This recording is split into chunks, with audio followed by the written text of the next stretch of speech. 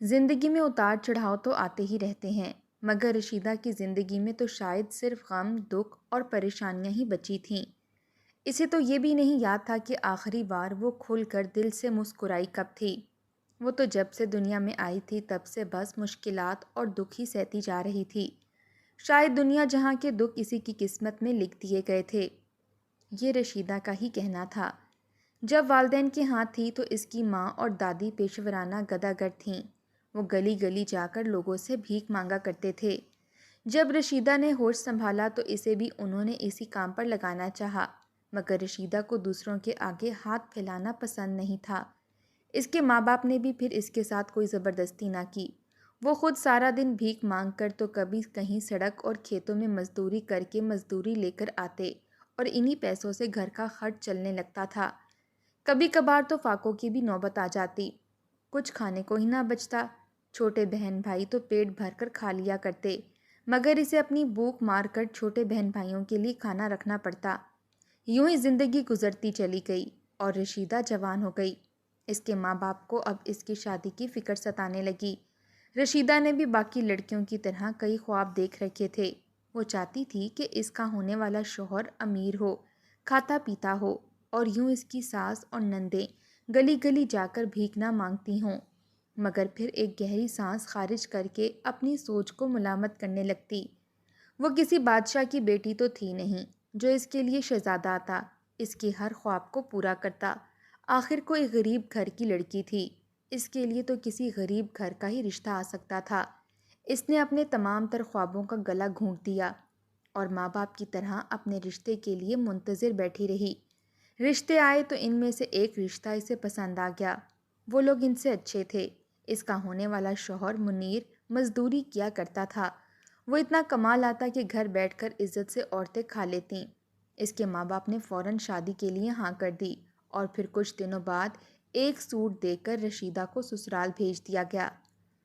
سسرال جا کر تو رشیدہ کی ساس نے اس پر ظلم کے پہاڑ توڑ ڈالے۔ وہ تو بات بات پر رشیدہ کو مارتی پیٹتی رہتی۔ رشیدہ بھی خاموشی سے ظلم سہتی رہی، مگر جب اس کے صبر کے بند ٹوٹے تو وہ بھی ساس کے ساتھ زبان چلانے لگی۔ رشیدہ کا شوہر تو اپنی بیوی اور ماں کے شور شرابے اور آئے روز کی لڑائی سے تنگ آ چکا تھا۔ آخر ایک روز اس نے بیوی اور ماں سے اچھا خاصا جھگڑا کیا اور پھر بیوی کو لے کر الگ گھر میں چلا آیا۔ ماں بھی انتہائی اڑیل مزاج کی عورت تھی۔ اس نے رشیدہ کے شوہر سے تمام رشتے ناطے توڑ دیے اور اسے جائیداد سے بھی آگ کر دیا۔ جائیداد آخر تھی ہی کیا، بس وہ کچا سا مکان تھا یا پھر ایک ٹکڑا زمین کا۔ رشیدہ اپنے شوہر کے ساتھ دوسرے علاقے میں آ گئی اور وہاں ایک کرائے کے مکان میں رہ کر زندگی گزارنے لگی۔ رشیدہ کا شوہر منیر اپنے لیے کام ڈھونڈنے لگا۔ آخر اسے کہیں مزدوری کا کام مل گیا۔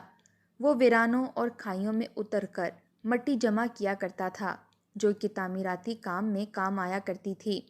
اس کے ساتھ ساتھ وہ مزدوری بھی کیا کرتا، یوں ڈبل محنت کرتا تاکہ گھر کا کرایہ بھی نکل سکے اور اس کا اور رشیدہ کا پیٹ بھی بھر سکے۔ رشیدہ روزانہ گاؤں میں کوئی بھی شادی بیاہ ہوتی تو وہاں چلی جایا کرتی تھی اور لوگوں کے برتن مانجھ کر کچھ پیسے اکٹھے کر لیا کرتی۔ ایک بار گاؤں کے چودھری کے بیٹے کی شادی تھی، اس کا ولیمہ تھا اور رشیدہ تمام نوکروں کے ساتھ کئی روز سے ان کے ہاں کام میں لگی تھی۔ اسے لالچ تھا کہ چلو 2 پیسے زیادہ مل جائیں گے۔ مالکن کو بھی اس پر اعتبار ہو چکا تھا۔ وہ رشیدہ سے کہنے لگی کہ تم میرے کمرے کی صفائی کر دو۔ اس سے پہلے رشیدہ مالکن کے کمرے تک نہیں گئی تھی، بس باہر تک محدود رہتی۔ جب وہ مالکن کے کمرے میں گئی تو وہاں پر ڈریسنگ ٹیبل کے پاس اسے مالکن کے سونے کی انگوٹھی پڑی نظر آئی۔ رشیدہ کے دل میں لالچ جاگا۔ اس کے دل و دماغ میں ایک جنگ سی چھڑ چکی تھی۔ اس کا ضمیر اسے روک رہا تھا مگر دل اپنی خواہشات پوری کرنے کے لیے اکسانے لگا۔ بہرحال اس نے اپنے ضمیر کو ہی سلایا اور انگوٹھی کو اپنے دوپٹے میں چھپاتے ہوئے مالک کے گھر سے بھاگی۔ وہیں مالکن کو جب اپنی انگوٹھی کی غیر موجودگی کا علم ہوا تو اس نے فوراً رشیدہ کے پیچھے لوگ لگا دیے۔ وہ رشیدہ کے گھر تک آئے تو منیر آ چکا تھا۔ اس نے جب یہ سنا تو اپنی بیوی سے سوال کرنے لگا، مگر رشیدہ صاف مکر گئی۔ اس کے چہرے کا رنگ جھوٹ بولنے کی چغلی کر رہا تھا کہ کچھ تو گڑبڑ ضرور ہے۔ اس نے ان سے معافی مانگی مگر وہ تو منیر کو مارنے پیٹنے لگے۔ کچھ لوگوں نے تو رشیدہ کو بھی مارنا چاہا مگر منیر نے فوراً انہیں دھکے دے کر گھر سے باہر نکال دیا۔ وہ لوگ گھر کے باہر دروازہ پیٹ رہے تھے۔ اس نے رشیدہ سے غصے سے پوچھا تو رشیدہ نے روتے ہوئے سچ بتا دیا کہ ہاں میں نے وہ انگوٹھی چرائی تھی۔ منیر کو اس پر شدید غصہ آیا تھا، اس نے ساری زندگی عزت ہی کمائی تھی اور یہاں آ کر رشیدہ نے اس کی بے عزتی کروا دی تھی۔ اس نے زناٹے دار تھپڑ رشیدہ کو مارا اور پھر اسے ملامت کرتے ہوئے بولا کہ اپنا سامان اٹھاؤ، اب ہم یہاں بھی نہیں رہ سکتے۔ تم جانتی نہیں کہ تم نے کس سے پنگا لے لیا ہے، وہ چودھری لوگ ہیں اور کھڑے کھڑے کسی کا بھی قتل کر دیتے ہیں۔ اتنا سننا تھا کہ اسے اپنی غلطی کا احساس ہوا۔ منیر نے اس سے انگوٹھی چھینی اور وہیں گھر میں رکھ کر دونوں پچھلی گلی سے بھاگ نکلے۔ دونوں چودھری کے لوگوں سے بھاگتے ہوئے دوسرے علاقے میں آ چکے تھے۔ ایک بار پھر دونوں خالی ہاتھ تھے، ان کے پاس کوئی نوکری نہ تھی۔ انہوں نے کئی روز فاقوں کی نظر کیے اور پھر آخر کار منیر مزدوری کرنے لگا۔ گھر میں 4 پیسے آنے لگے۔ انہی دنوں رشیدہ حاملہ ہو گئی۔ یہ بات ان کے لیے خوشی کا باعث بنی تھی۔ منیر افسردگی سے کہنے لگا کہ اب ایک اور فرد کا خرچہ بڑھ جائے گا، آخر میں کیسے اس کی بھی ضروریات کو پورا کروں گا۔ اب کیا کیا جا سکتا تھا؟ وقت گزرا اور رشیدہ نے ایک بچی کو جنم دیا۔ وہ بچی انتہائی خوبصورت تھی، مگر کیا فائدہ، اس نے رشیدہ اور منیر کی ہاں آنکھ کھولی تھی، جن کے پاس پہلے ہی کھانے کے لالے پڑے تھے۔ ایک روز یوں ہی کام کرتے کرتے منیر ایک دیوار کھڑی کر رہا تھا، مگر تبھی شدید طوفان آ گیا اور منیر جو دیوار تعمیر کروانے میں لگا تھا وہ دیوار منیر پر آ کر گر گئی۔ منیر کی وہیں جان نکل چکی تھی۔ مزدوروں نے جب منیر کی لاش لا کر رشیدہ کے ہاں رکھی تو رشیدہ کی چیخیں نکل گئیں۔ دونوں ماں بیٹی روتے ہوئے منیر کے پاس آئے اور اسے اٹھانے لگیں، مگر وہ تو دم توڑ چکا تھا۔ مزدور اس کی لاش چھوڑ کر جا چکے تھے۔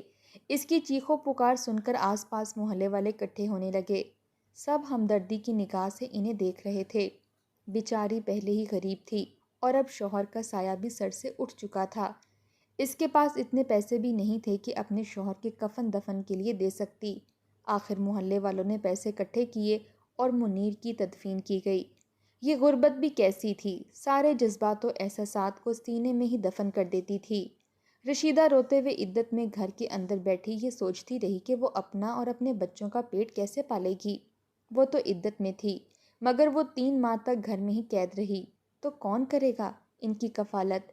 آخر کار ہمدردی اور انسانیت کے رشتے سے گاؤں والوں نے رشیدہ اور اس کی بیٹی کے لیے کچھ پیسے اور راشن اکٹھا کیا۔ 2 ماہ تو اچھے گزر گئے، مگر دھیرے دھیرے سب نے اپنی زندگیوں میں مصروف ہونا شروع کر دیا۔ نوبت دوبارہ فاقوں کی آ گئی۔ اب تو کچھ گھر میں کھانے کے لیے بچا ہی نہ تھا۔ رشیدہ نے ٹھان لی کہ اب اس نے اپنی اور اپنی بچی کی ذمہ داری خود اٹھانی ہے۔ ابھی وہ عدت سے نکلی بھی نہ تھی کہ اس پر ایک اور خبر نے پہاڑ توڑ دیے۔ وہ پھر سے حاملہ ہو چکی تھی۔ اس خبر پر وہ خوش ہوتی یا روتی؟ جیسے جیسے وقت گزرا تو اسے احساس ہونے لگا کہ محلے والے اب اس کی مدد نہیں کریں گے۔ اب وہ سبھی اسے غلط نگاہ سے دیکھنے لگے تھے۔ کئی بوڑھی عورتوں کا تو کہنا تھا کہ منیر تو مر گیا، اب یہ کس کا بچہ لیے گھوم رہی ہے۔ اب وہ کس کس کو سمجھاتی کہ وہ غریب ضرور ہے مگر عزت دار اور شریف تھی، اس نے کبھی منیر کی امانت میں خیانت نہیں کی تھی۔ بہرحال یہ تو زندگی کا حصہ تھا، لوگ کہاں خوش رہنے دیتے تھے۔ آخر رشیدہ نے باہر نکل کر اپنے لیے کام ڈھونڈنا شروع کر دیا۔ وہ کئی حویلیوں میں کام کرنے کے لیے گئی مگر کسی نے بھی اسے نہ رکھا۔ نہ جانے کیوں ایک بار پھر رشیدہ کسی حویلی میں کام کر کے مہنگی چیزیں چوری کرنے والی نہیں بننا چاہتی تھی۔ آخر کار اس نے کھیتوں میں جا کر کام کرنا شروع کر دیا۔ وہ وقت کے مطابق کبھی کھیتوں سے مونگ پھلی چنتی تو کبھی گندم اگانے میں زمینداروں کی مدد کرنے لگی۔ وہ حاملہ تھی مگر اس کے باوجود کام کرتی رہی۔ وہ تو اس بات سے بھی انجان تھی کہ وہ 2 بچوں کی ماں بننے والی ہے۔ گھر میں کھانے کو بھی سوائے ملاوٹ زدہ آٹے کے اور کچھ نہ تھا۔ اس سے بامشکل کھانا پینا ہی مکمل ہو رہا تھا۔ گاؤں کی عورتیں اس پر ترس کھا کے اپنے پھٹے پرانے کپڑے دے دیا کرتیں، وہی پہن کر وہ اپنا اور اپنی بچی کا گزارا کر رہی تھی۔ عید ہو یا عام دن، دونوں ماں بیٹی وہی کپڑے پہن کر گھوما کرتی تھیں۔ اس کا 9واں مہینہ چل رہا تھا مگر اس کے باوجود وہ کھیتوں میں کام کرنے میں لگی تھی۔ جب اس کی طبیعت خراب ہونے لگی تو 7 کام کرنے والی مزدور عورتیں اسے دائی کے ہاں لے گئیں، جہاں پر اس نے 2 جڑواں بیٹوں کو جنم دیا۔ جڑواں بچوں کو دیکھ کر تو رشیدہ ویسے ہی بے ہوش ہونے لگی تھی۔ اس کے لیے تو ایک بچے کو پالنا مشکل تھا، وہ 2 بچے کیسے پالتی؟ اس نے دائی کو کہا کہ میں غریب عورت ہوں، کوئی بے اولاد ہے جو مجھ سے میرے بچے لینے چاہے تو میں خوشی خوشی دینے کو تیار ہوں۔ ذرا دیکھو تو گورے چٹے ہیں، خوبصورت نئے نقش والے۔ ایسے بچے تو بے اولاد لوگ خوشی سے لے لیتے ہیں، مگر اس گاؤں میں تو کوئی بھی ایسا نہ تھا جو اس کے بچے لے سکتا۔ مجبوراً رشیدہ کو ان بچوں کو بھی پالنا پڑا۔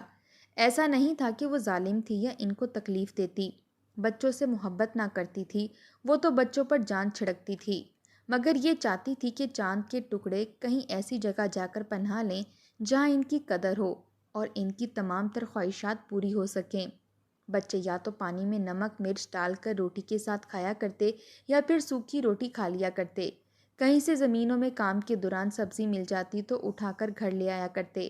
جس روز ان کے ہاں سبزی بنا کرتی تھی وہ دن ان کے لیے عید سے کم نہ ہوتا تھا۔ بچے سبزی کو کھا کر خوش ہو جایا کرتے، گوشت تو انہوں نے کبھی زندگی میں دیکھا ہی نہ تھا۔ رشیدہ تو گوشت کا ذائقہ بھی بھول چکی تھی کہ گوشت آخر ہوتا کیسا ہے۔ اسے یاد تھا کہ وہ اپنے سسرال میں تھی، تب عید قربان کے موقع پر ایک وڈیرے کے ہاں سے ان کے لیے گوشت آیا تھا جسے اس کی ساس نے بنا کر دیا تھا۔ بوٹی تو اس کے حصے میں نہ آئی تھی، البتہ گوشت کا ذائقہ اس نے چکھ رکھا تھا۔ ایک روز وہ تھکی ہاری مزدوری کر کر گھر آئی تو اس کے بچے اس کی ہی راہ دیکھ رہے تھے۔ وہ گاؤں میں گھومتے پھرتے رہا کرتے۔ بڑی عید آنے والی تھی، بچے روزانہ اپنے والدین کے ساتھ نئے کپڑے اور جوتے خریدنے کے لیے جاتے تو کسی کے پاس بیل یا گائے ہوتی، کوئی اپنے پیارے سے بکرے کو سجا کر گھر سے باہر لے جا رہا تھا۔ رشیدہ کی اولاد ترستی ہوئی نظروں کے ساتھ ان بکروں کو دیکھ کر مسکراتی رہتی، وہ تو ان بچوں کو مسکراتا دیکھ کر مسکرا جاتے۔ ان کی زندگی میں تو ایسی کوئی خوشی نہ تھی جو وہ خود کے لیے کھل کر مسکرایا کرتے۔ اس روز رشیدہ گھر آئی تو عید میں 2 دن باقی تھے۔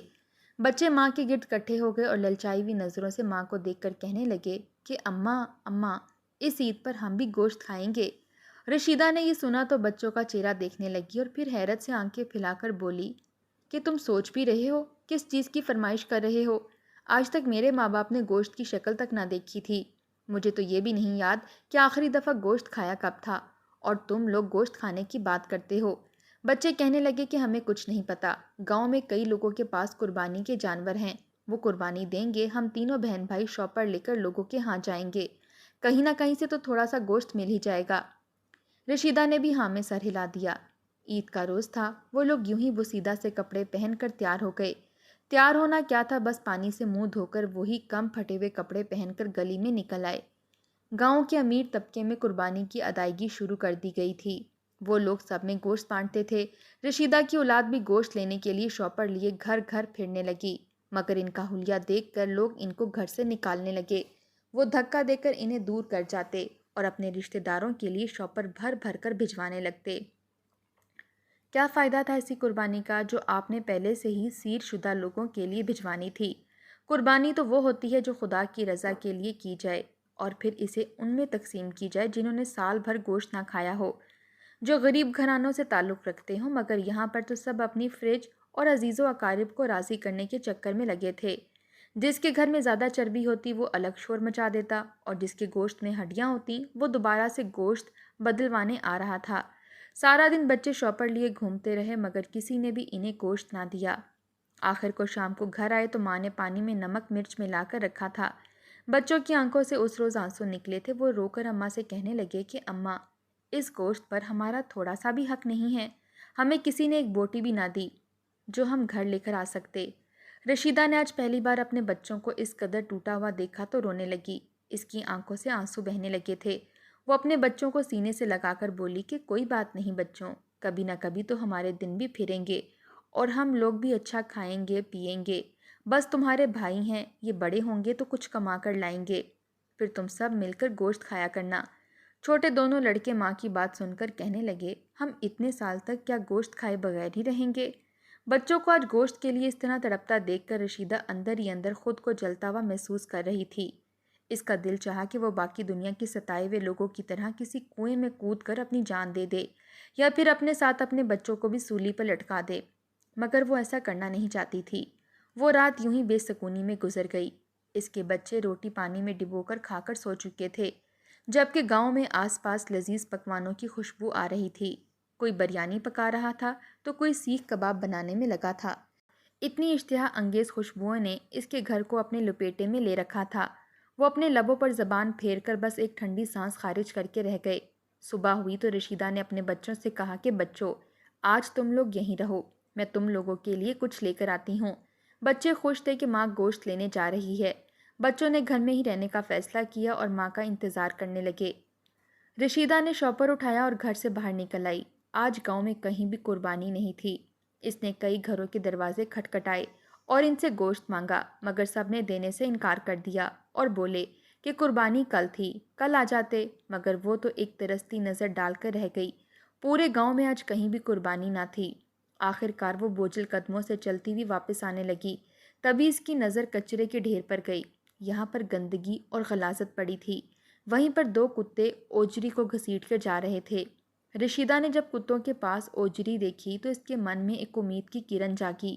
وہ سوچنے لگی کہ چلو گوشت نہ سہی بچوں کو اوجری ہی پکا کر دے دوں گی، کم از کم وہ کھا تو لیں گے۔ انہیں کیا خبر یہ گوشت ہے یا اوجری، مگر وہ کتوں سے کیسے جیتے۔ اس نے وہیں پر پاس پڑا ہوا ڈنڈا اٹھایا اور بھاگ کر کتوں کے پاس گئی۔ اس نے کتوں کو ڈنڈوں سے دور کرنا چاہا۔ پہلے تو وہ دور نہ ہٹے، مگر جب ایک کتے کو رشیدہ نے ڈنڈا مارا تو وہ شور مچاتا ہوا دور بھاگا۔ اس کی دیکھا دیکھی دوسرا کتا بھی اوجری کو چھوڑ کر دور جانے لگا۔ رشیدہ نے جب یہ دیکھا تو خوشی سے کھل گئی۔ اس نے فوراً اس اوجری کے ٹکڑے کو اٹھایا اور صاف کرنے لگی۔ وہ خوش تھی کہ آج اس کے بچے اوجری کھائیں گے۔ وہ اسی کو صاف کرتی ابھی اپنے پاس دوپٹے میں لپیٹنے ہی لگی تھی کہ تبھی وہ کتے للچائی ہوئی نظروں سے رشیدہ کی جانب دوڑے۔ رشیدہ نے جب یہ دیکھا تو حواس باختہ ہو کر بھاگنے لگی، کیونکہ کتے تو مشتل ہو چکے تھے۔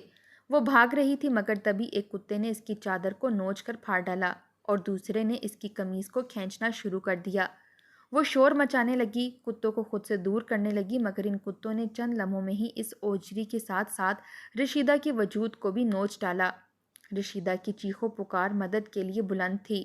آس پاس گھروں میں موجود لوگوں نے رشیدہ کی چیخ سنی۔ پہلے تو کسی نے دھیان نہ دیا، مگر جب رشیدہ بچاؤ بچاؤ کہنے لگی تو کچھ لوگ نکل کر باہر آئے۔